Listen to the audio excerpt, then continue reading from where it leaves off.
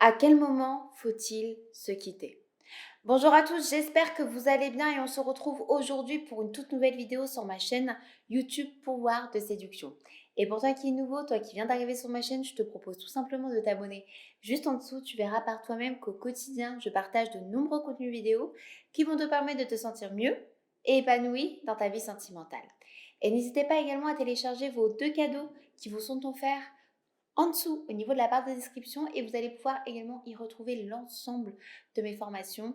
Ce sont des supports d'1 heure et demie en audio où vous allez pouvoir en apprendre davantage et vous exercer au quotidien pour pouvoir vaincre la dépendance affective, réussir votre conquête amoureuse, pouvoir donner des sensations fortes au lit à votre partenaire et surtout une de mes dernières formations, Push and Pull, la technique du tonnerre pour pouvoir séduire une femme ou un homme et créer une psychologie inversée. Et pour vous aujourd'hui, je souhaitais quand même vous faire cette vidéo parce que c'est un sujet qui est important. C'est un sujet, je pense, qui nous a un peu tous concernés, peut-être lors de nos relations passées, à savoir si on devait ou pas quitter une personne et quand est-ce qu'on devait quitter une personne quand on se sentait mal dans son couple. Alors c'est vrai que c'est une situation qui n'est pas forcément facile, surtout quand ça vient de nous, quand on a peur, quand on sait qu'on n'est pas bien, mais qu'on est frustré. Mais en même temps, on a des craintes parce qu'on ne sait pas ce que l'avenir nous réserve.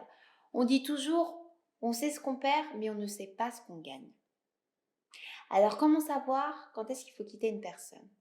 Alors déjà, les situations sont quand même, il y a des situations qui peuvent être différentes. Par exemple, lorsque vous êtes avec quelqu'un, vous n'avez pas d'enfant, c'est toujours plus facile en fait de quitter quelqu'un en quelque sorte parce que on n'a pas forcément de contraintes et il n'y a pas de facteurs qui vont jouer sur le futur.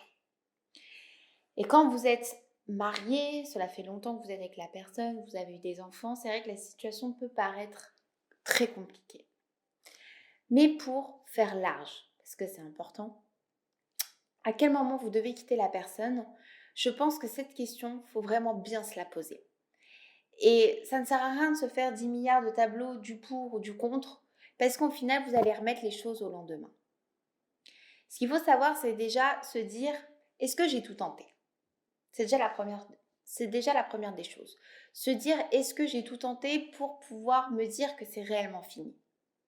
Et ne pas avoir de regrets. Ça, c'est la première chose. Parce que peut-être que des fois, on a subi beaucoup de conflits, il y a eu des crises, des périodes de crise plus ou moins longues, on a eu beaucoup d'accumulation, mais d'un côté, tout ce qu'on a essayé de faire pour résoudre ces crises n'ont pas marché parce qu'on n'avait pas la bonne technique. Et donc, des fois, sur un coup de tête, on se dit, bon, je vais quitter la personne, et après, on finit par regretter.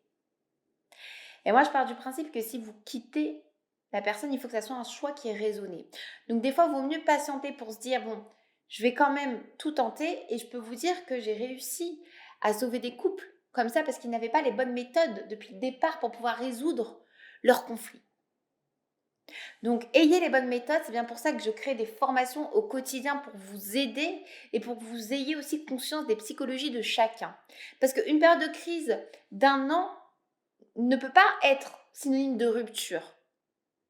Si elle a été mal gérée, c'est sûr qu'au quotidien, vous allez vous essouffler. Mais ça ne veut pas dire que vous n'aimez plus la personne, c'est de l'accumulation en fait. Parce que vous n'avez pas eu la bonne solution pour pouvoir vous en sortir à deux. Mais si vous arrivez à un stade de votre vie où vous n'avez plus de sentiments, que vous êtes dans un confort de vie, mais qui manque de nouveautés, que votre partenaire n'est plus un défi, que vous n'arrivez plus à avoir cette vie attrayante et que vous mettez plus non plus de motivation pour le faire, à ce moment-là, rester serait une perte de temps pour vous. Et les questions qu'il faut se poser aussi, c'est de se dire, est-ce que je vais arriver à vivre seul pendant un moment? Parce que quand vous allez quitter quelqu'un, le but, c'est aussi de se retrouver avec vous-même pour pouvoir refaire en fait une introspection de votre vie afin de savoir où vous voulez aller. Donc si vous sentez vraiment que vous avez tout tenté, que vous n'arrivez plus à rien, que même par exemple votre partenaire peut vous dégoûter ou que votre relation peut vous dégoûter et qu'elle vous fatigue plus qu'autre chose, à ce moment-là, posez-vous bien les bonnes questions à savoir si vous allez avoir des regrets, si vous allez pouvoir réussir à vivre seul et surtout le but c'est de ne pas vous priver de votre propre bonheur. Moi, c'est ma philosophie de vie. À partir d'un moment, il faut aussi penser à son bonheur. Même si vous êtes en couple, ça ne va plus, si vous êtes vraiment frustré et que vous n'avez plus du tout l'envie, ça ne sert à rien parce que, en quelque sorte, vous n'allez même plus contribuer au bonheur de l'autre. Privilégiez votre bonheur personnel et votre équilibre parce que si c'est pour vous essouffler et rester par culpabilité, c'est mauvais et vous risquerez aussi de faire perdre du temps à la personne qui est en face de vous. Donc posez-vous ces questions et à partir du moment où vous dites que vous avez tout essayé, tout tenté, que vous êtes toujours autant frustré, que vous n'avez plus les sentiments, que vous n'avez plus envie d'avancer, que vous n'avez plus envie de vous projeter, alors c'est à ce moment-là qu'il faut partir. J'espère en tout cas que cette vidéo vous aura plu. N'hésitez pas si vous aviez la moindre question à me laisser un commentaire juste en dessous, j'y répondrai vraiment avec plaisir. Si vous avez aimé cette vidéo, un petit like, ça donne toujours de la force.